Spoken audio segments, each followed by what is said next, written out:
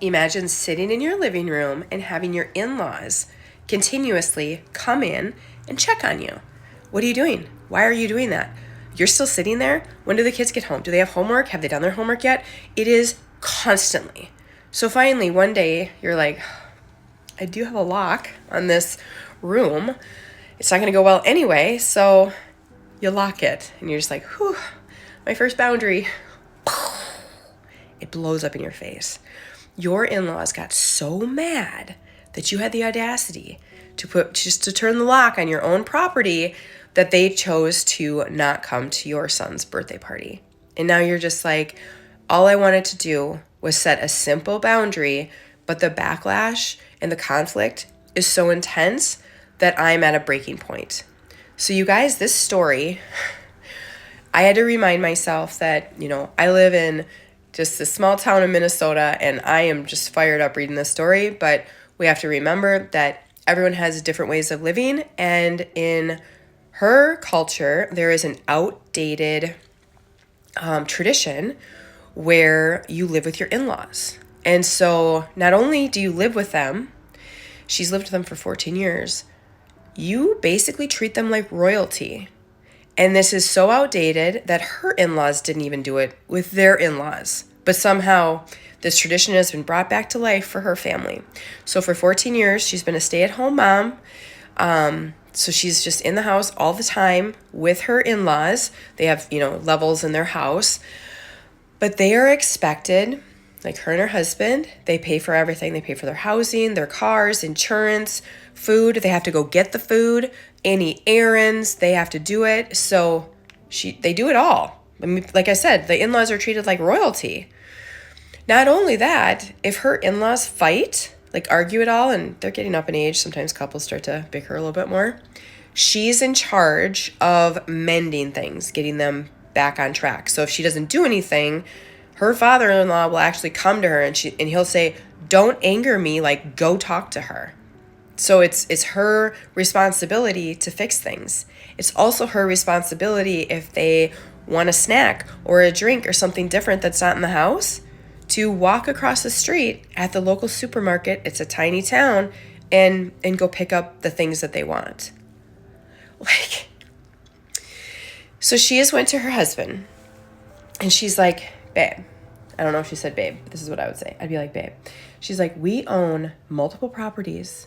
Can we continue to pay for your parents, but please can we move out? Like as they age, they're more intrusive. Like they're constantly interrupting me all throughout the day, questioning me, judging me. It's so much. Like, can we please just move out into our own space?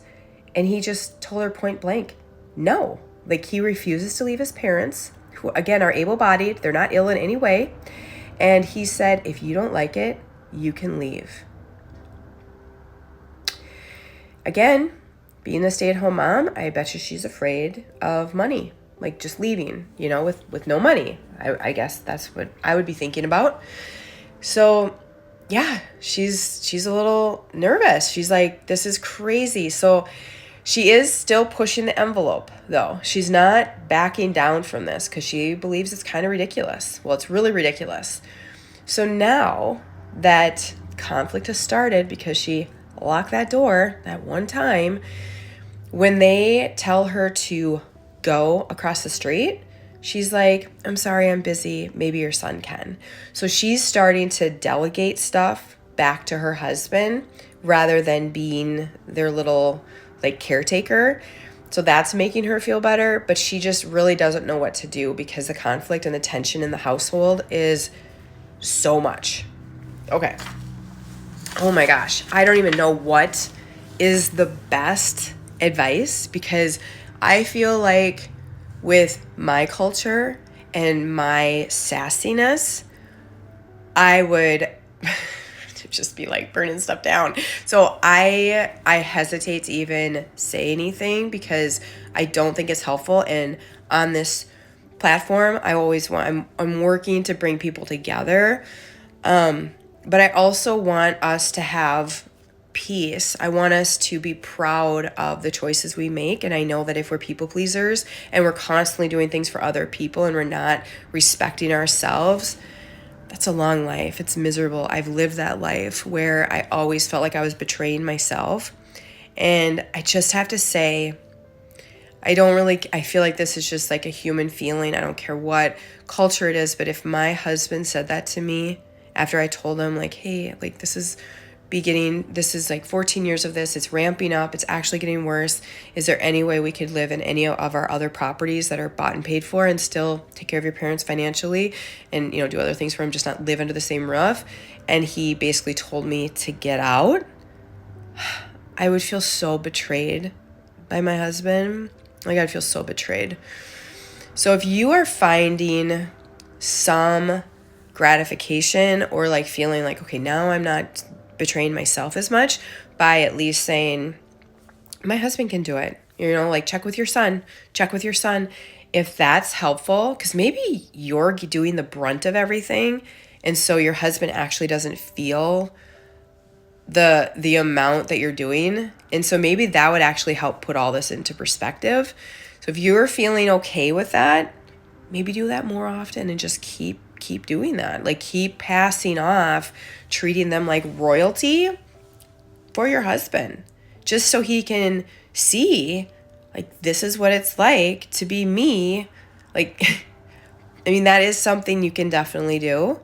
It's not like you're being mean to them. It's not like you're being unkind. You're simply asking for some boundaries in your own home. I don't know. What would you guys do if this, you have to factor in just culture. You have to factor in different ways of living, different beliefs and stuff. What advice do you have for her? I know just with my own personality, I wouldn't be able to handle it. But the one thing I would do if I was scared just for like money stuff. Oh, the other thing I thought about, I would do what I was just saying. I'll just finish that loop. I would keep passing it on to my husband. So whenever they ask me stuff. And I don't know if I shared this. I probably did. About like her having to be the relationship mender. I just think that's crazy as well. I would just stay out of that. Like, if my father-in-law came up to me and like, fix it, don't piss me off. Like, go fix this. I would just be like, I'm sorry. I just want to stay out of it. Like, it's not my problem. So I would start, taking myself out of that as well. But the other thing I thought about is if it keeps increasing and it's not doing well, I don't know how it looks where you're from, like how things are divided up. But I know, like in Minnesota, if my husband and I own multiple properties, I have the right to go and use one of those properties because our names are both on them.